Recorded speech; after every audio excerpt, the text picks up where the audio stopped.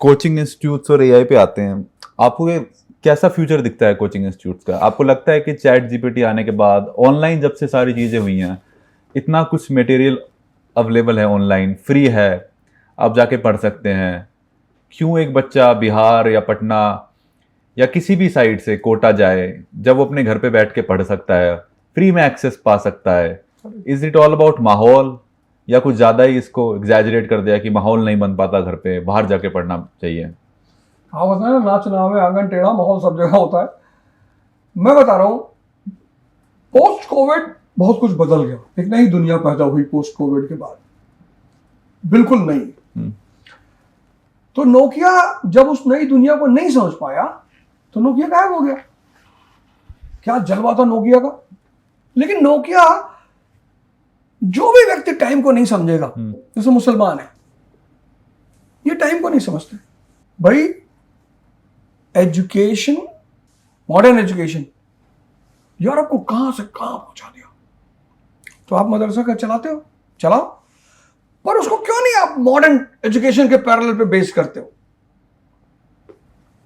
भाई एक टाइम था जब मदरसा से कौन पढ़ा हुआ था? राजा राम मोहन रॉय, प्रेमचंद। कितना बढ़िया एजुकेशन उस वक्त रहा होगा। तो जो भी टाइम के साथ नहीं चलेगा ना, वो मारा जाएगा। अब क्या हुआ, पहले क्या होता था पोस्ट कोविड, 2010 की बात बता रहा हूं,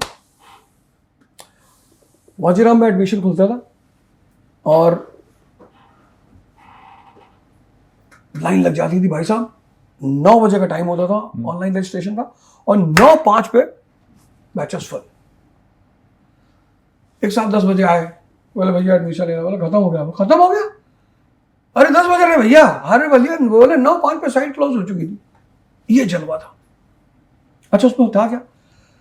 कोई ऐसा तो था नहीं, तो लोग जान नहीं पाते थे कि कोचिंग होती क्या है। तो लड़के आए आते थे। उन लड़कों में से, जैसे मान लो 10,000 लड़के आ गए, तो 10,000 लड़कों में से 7,000 को पता चल जाता था 1 महीने बाद कि हम लोगों से ना हो पाएगा। ऐसा नहीं कि वो कमजोर है, पर वो लाइन उनके लिए नहीं है। मतलब नहीं कनेक्ट हो रहा है, नहीं बैठ सकते 8 घंटा, संगत उस तरह की नहीं बना सकते। कमजोरी की बात नहीं है, वो लाइन ही नहीं है हमारी। मतलब सलमान खान क्रिकेटर बन जाए और सचिन तेंदुलकर एक्टर बन जाए, तो दोनों फ्लॉप हो जाएंगे।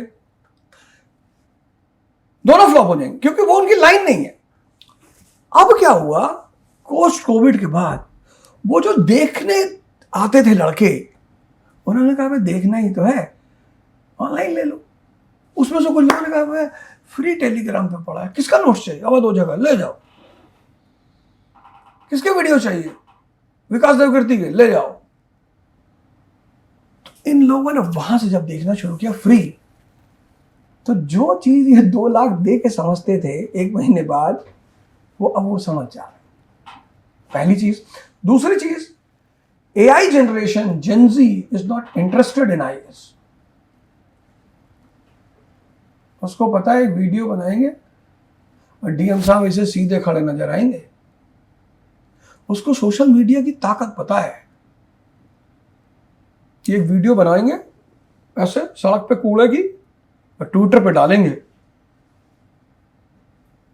अब वो जो सामंत शाही थी ब्यूरोक्रेसी की, वो खत्म हो रही है। क्यों लोग प्रभावित थे? DM साहब, हम अंग्रेजों के जमाने के जेलर हैं। लोग हाथ जोड़े खड़े, साहब माई बाप।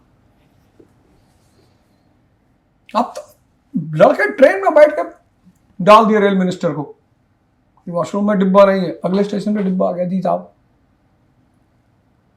तो जब किसी की औकात घटेगी तो वहां जाने वालों की संख्या कम होगी कि नहीं होगी?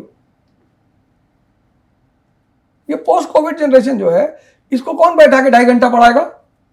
इतनी स्पीड में है ये। 8 घंटे बैठ के ये सोशियोलॉजी पढ़ेंगे, इनसे नहीं हो पाएगा। तो ये 2 फैक्टर बहुत प्यारे, बड़े स्ट्रांग साबित हुए। एक कि उनको फ्री में पता चल गया कि भैया ये हम कर पाएंगे नहीं कर पाए, और दूसरा कि जाना ही नहीं।